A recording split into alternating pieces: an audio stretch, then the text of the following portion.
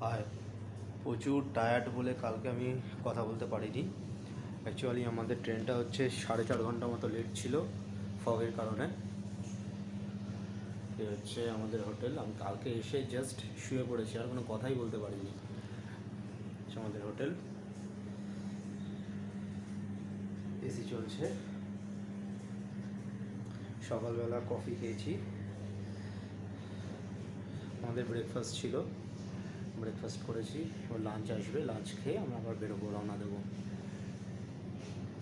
কালকে check out আছে, কালকে চেক আউট সেরে আমরা সোজা চলে যাব কালকা। কালকা থেকে পরপর স্টেপ বাই স্টেপ এগোবো। কালকে এসে জাস্ট আমি ঘুমিয়ে পড়েছি, আর কোনো কথাই বলতে পারিনি, এতটা টায়ার্ড ছিলাম।